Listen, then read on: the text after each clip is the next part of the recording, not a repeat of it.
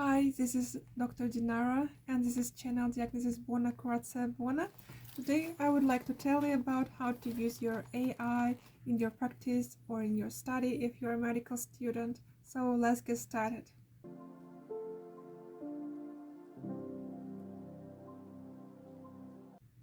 The first thing that I would like to tell you that don't use short instructions.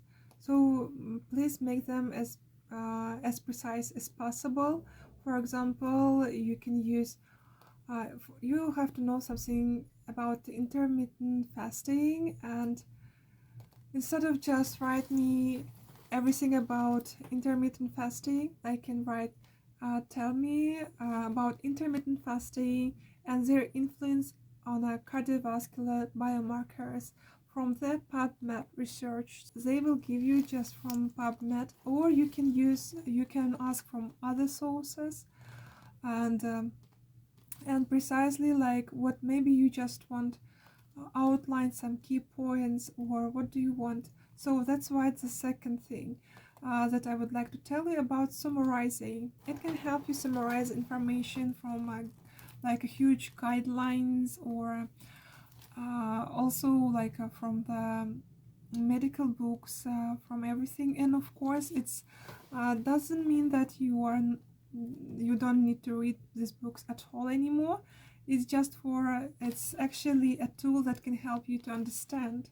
At first you can summarize it to read about this, to understand this topic, and then you already with understanding can read and deeply understand what you are reading.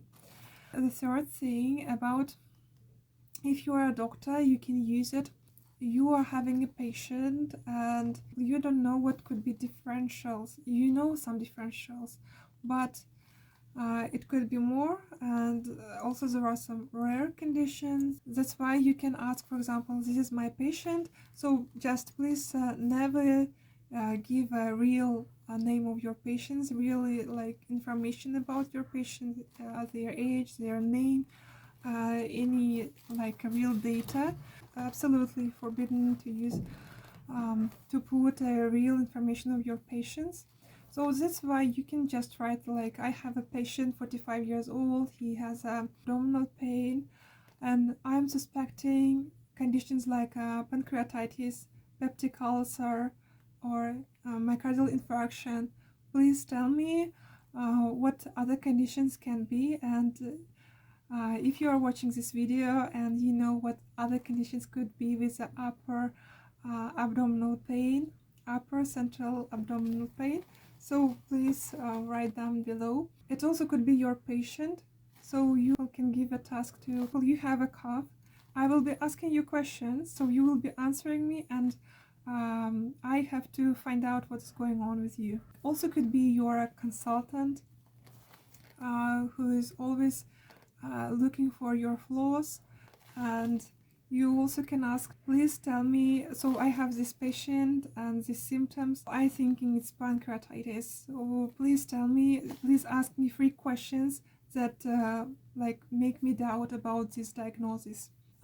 For students, it's also a very useful tool.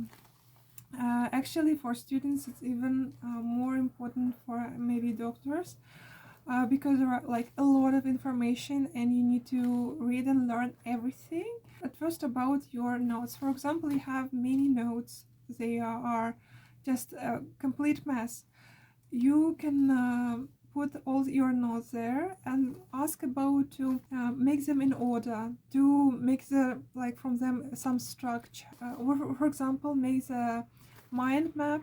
Of course it's very useful if you're doing it by yourself, but in some topics it's very difficult, so you also can ask about mind maps from your GPT chat. Also flashcards, Anki flashcards, or any other like flashcards, you can use it from your notes or from the sources that you will be asking. It's also a summary from some books. Yeah. For example, you know that this book is very good for differentials. For students, it can help with making questions for some chapters or topics. It also can help to simplify some topics, as well as it can give you, I would say, information in different ways. So it could be in bullet points, or it's a flow chart, or some graphics, and so to make the information like more visual, yeah, to help you to understand. Also connections between the topics. It's actually very efficient also asking about, for example, what the connection between the causes, diseases, like symptoms of this condition and the treatment. It's very important then to, if you are looking anything, please make it that you will write a role.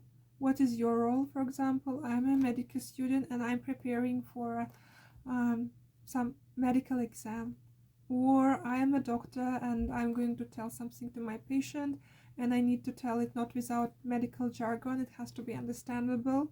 Then you also have to ask about this task, what exactly you are asking, and the format. For example, I want just a bullet points, I want a flow chart, I want a table. Yeah, it's actually a very great tool for comparison of different things. It could be a disease. For example, what's the difference between diabetes mellitus type 1 and type 2?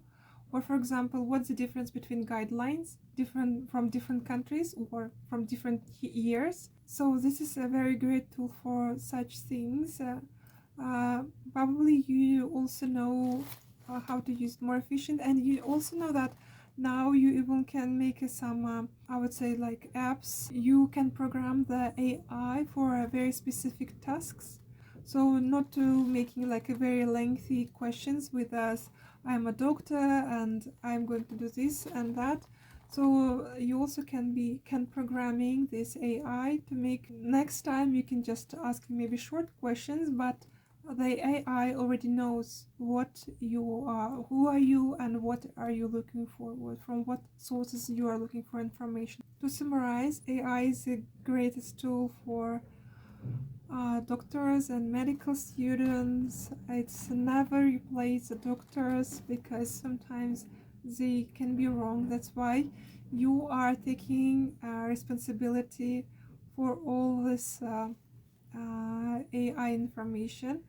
So that's why you always have to supervise this information, check this information, and then just use it. So thank you very much for watching this video. I think you know any other ways of using AI more efficient, and please also write it down below. Thank you very much. I hope some of these things will help you to make your searching is more useful. So bye bye.